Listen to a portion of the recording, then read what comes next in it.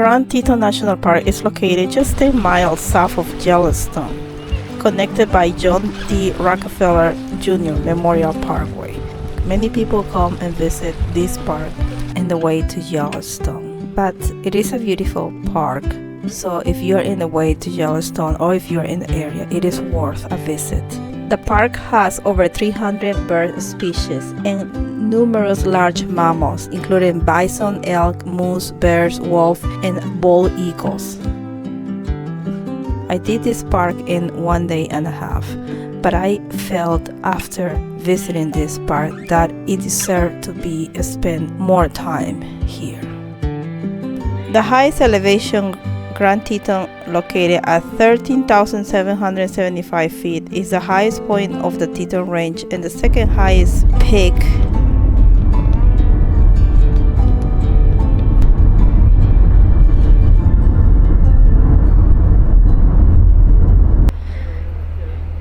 Here they have the sign for the Grand Teton National Park. It's right at the entrance coming from Jackson town. And there's a line, but it's pretty quick, and there's a small parking lot here.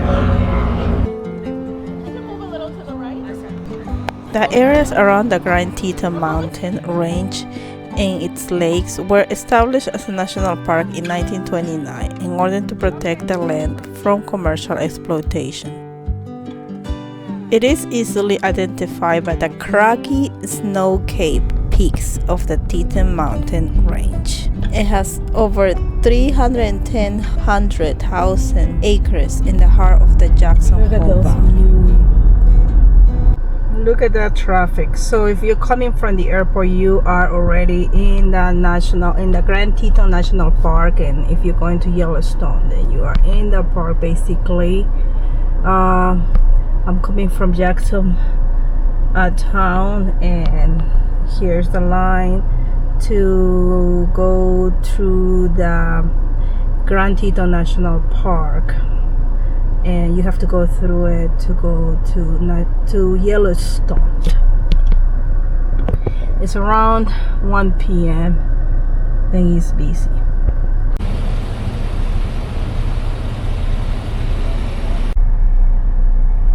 So I have my national park annual pass. It's like $80. Okay, the private vehicle fee is $35 and person is $20. They also have annual pass, $80. Here is this. Do you need a map today? Yes, please. Okay, thank you. Yep, you're welcome. Okay, welcome to Grand Teton National Park. We're going through here. And look at that view. You can see the Teton Mountain. It's hot. It's a little hot, like 70s. It is September, end of August. But later on, it's gonna get cold. This is the only national park with an airport, which is Jackson Hole Airport.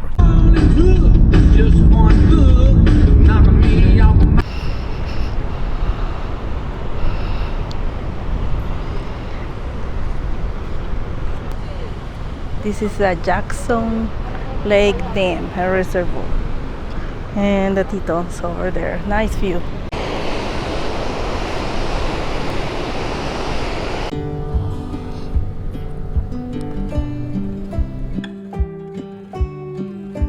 Teton Fault. About 10 million years ago, the Earth's crust began stretching and cracking, generating many earthquakes on the Teton Fault. Each earthquake tipped the Teton Range steeply upwards, while Jackson Hole Valley hinged downward. Steep slopes along the base of the mountain, called fault scarps, provide evidence of this process.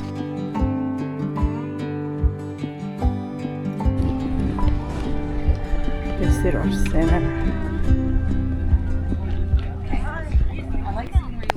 One of the biggest attractions in this park is the Jenny Lake Visitor Center. It's the most popular destination in the Grand Teton National Park for a number of reasons. The first is the Jenny Lake Trailhead is one of the most popular starting points for the many trails such as Hidden Fall.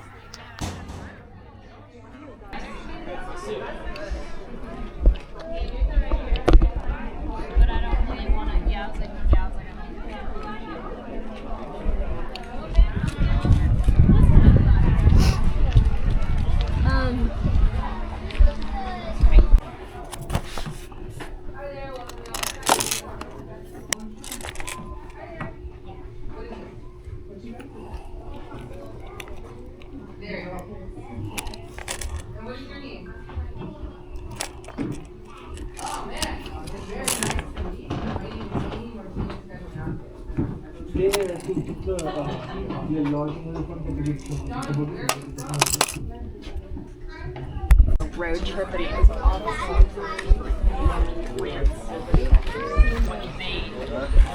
The visitor center is pretty small.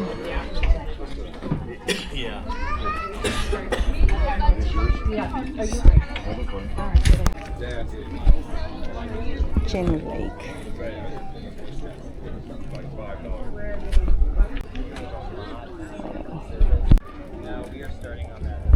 That's a grizzly bear pole.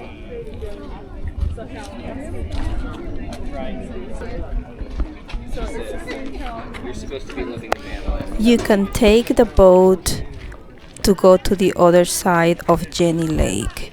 It is $20 round trip and $12 one way.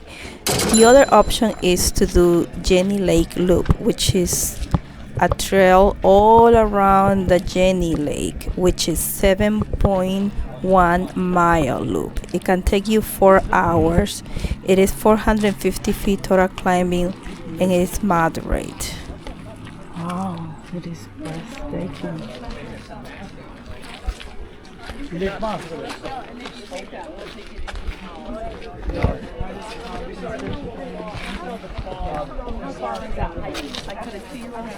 Like half a mile or a mile. It's a little steeper over on this side. I think if you took, we've taken a... So here is to get the ticket, I think. Get the boat.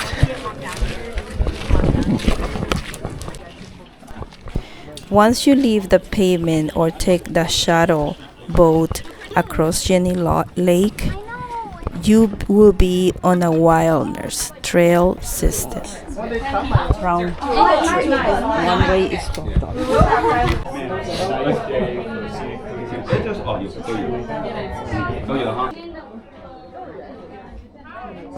They said to be expected to encounter numerous rocks throughout the trail surface. Most people, they take the shuttle boat to do the different trails that they have on the other side.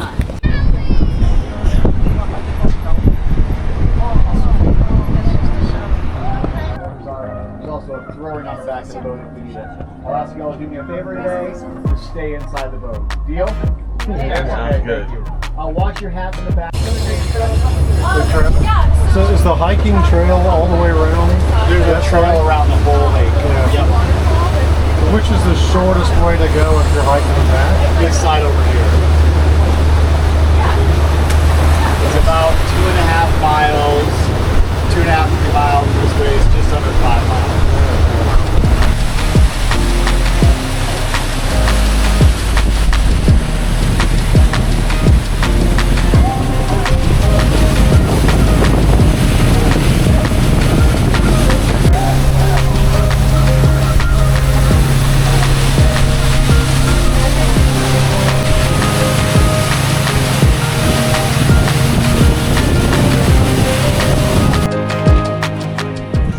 This is all the people that are waiting for the next boat. It looks like there is a waiting, longer waiting period here to go back.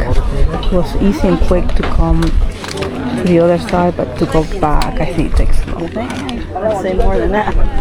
Okay. We're just gonna do a very short hike. It won't take very long, an hour only. And it's an easy trail. There's a lot of people that do that.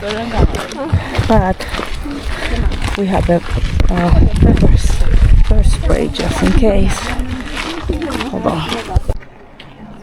So they told us you can encounter all kinds of animals here. A moose, we just saw a moose. And bears and everything, because we're in the wilderness right now. So, but I carry my bear spray right here.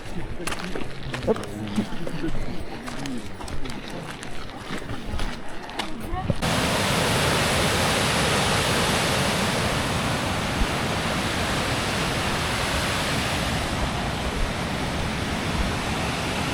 I will do the one that is pretty much the most popular, which is the Hidden Falls Loop, which is the inspiration point via shuttle boat, which is 2.2 miles round trip, and it can take 2.5 hours. Also, there's a small detour for only like 5-10 minutes that you can have a view of the Hidden Falls. They say it's a moderate strenuous hiking.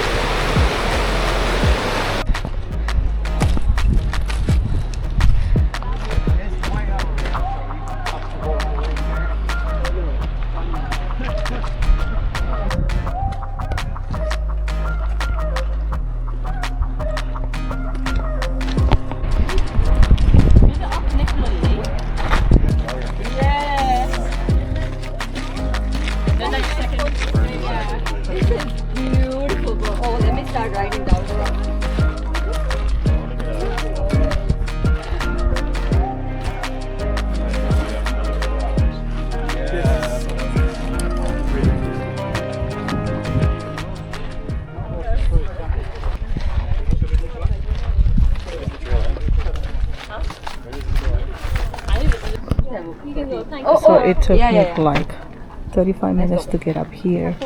It's just a lot of stairs. I didn't know. But it's a nice view of the Jenny Lake. Nice inspiration point.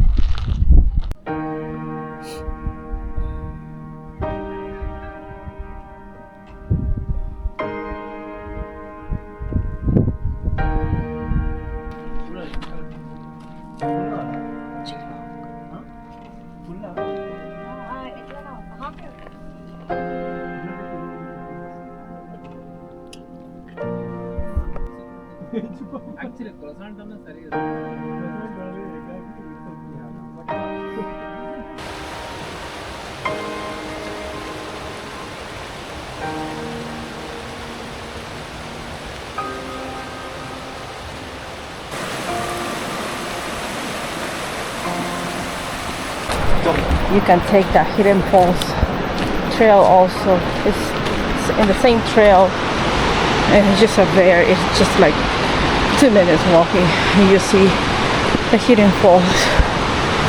It is over here. Oh, there it is.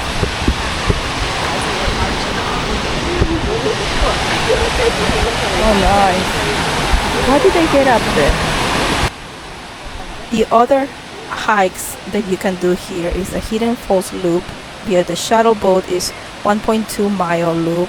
The Moose Pounds Loop, which is 3.4 mile loop, we could take 2.2 hours and a half.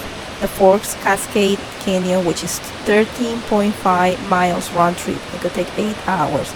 And one of the most popular too, but it could be one of the longest one, is the Lake Solitude North Fork, which is 18.5 miles round trip. It could take you 12 hours. It's an all-day hike. And the longest one is a Hurricane Pass South Fork, which is 24.5 miles round trip, and it can take you 17 hours.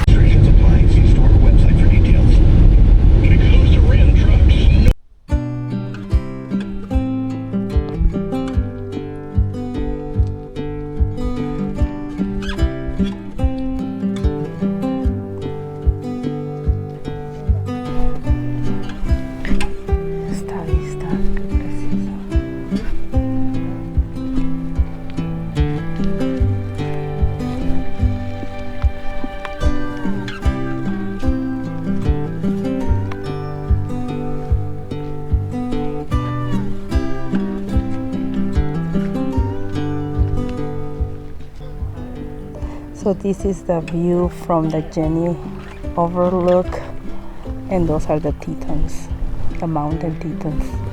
I think one is South Teton, Middle Teton, and Grand Teton. There's another one too. I think that one might be Grand Teton, one of those. Very pointy.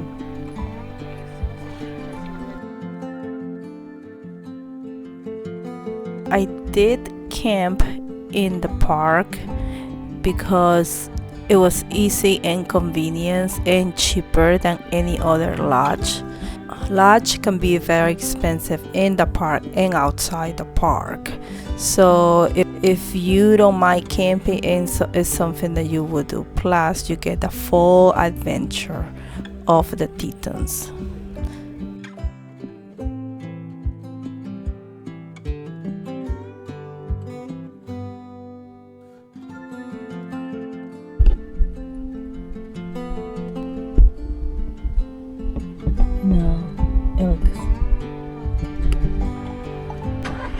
In my way out to go and see the sunset at the Jackson Lake, I ran into these elk, and you can pretty much see them everywhere.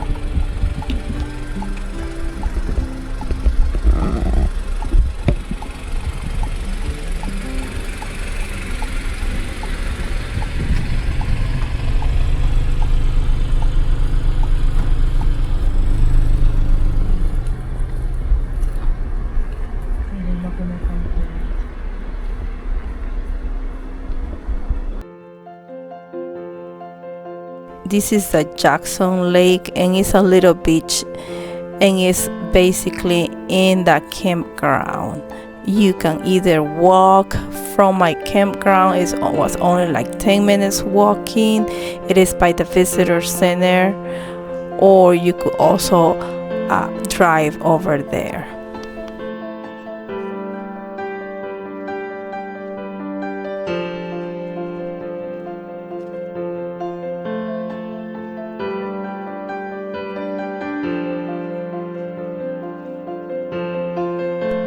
The view was amazing.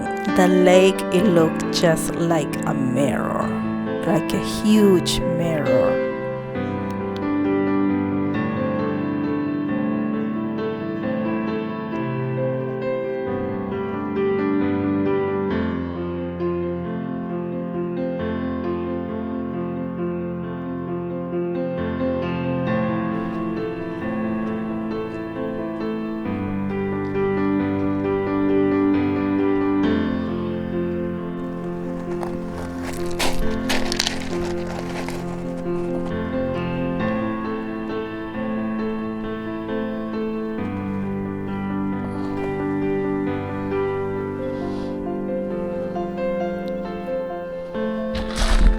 There's still people doing some picnic at the sunset.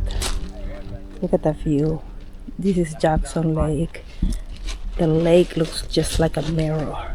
And then the back, the mountains, the Grand Tetons. It's beautiful. And this is a beach. Coast Beach. That's beautiful. That's by the Goldberger campground. Right there. Very nice. The water is cold though.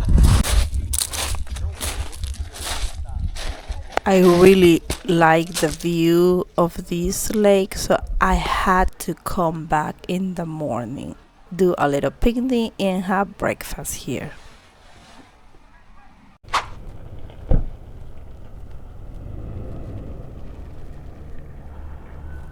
You have several overlooks or stops that you can take different pictures.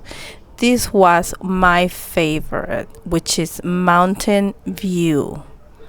I recommend you to do it during the day and not late afternoon, since late afternoon is kind of like foggy. Early morning or early afternoon, you have a better view of the mountains.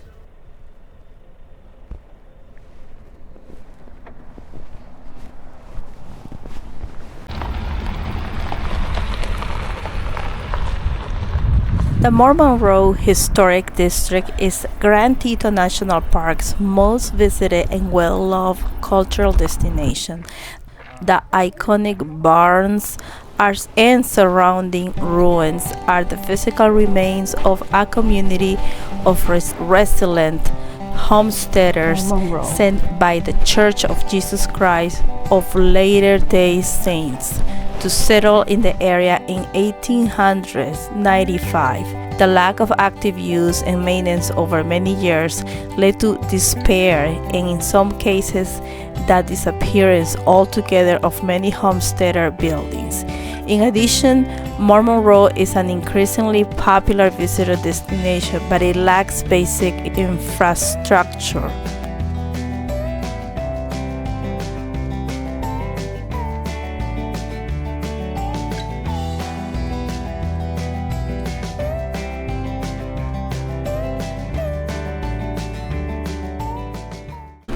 So, and I heard if you've seen the movie Rocky #2, you know, the boxer, I think in #2, when he was getting ready to fight this Russian boxer, and then he went apparently to Union Soviet, like Russia or somewhere there, and he was training in the snow and all of that, and you can see the mountains behind it. Well, this is where it was. All this place, it was this place, the Grand Teton, and it was supposed to be Russia or somewhere there, Union Soviet or something like that. But no, it was filmed right here. Amazing, right? Let's check it out.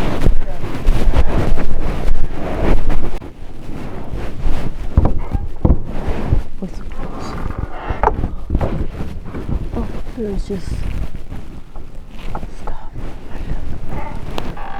Slack. Everything is slack.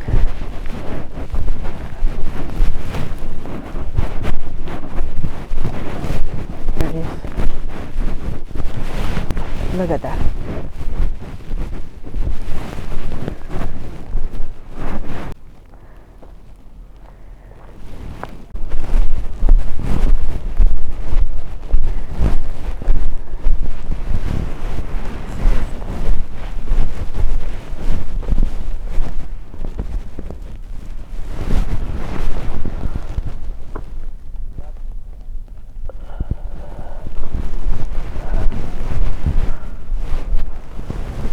I don't know what it used to be though. Maybe a storage or a bathroom, who knows.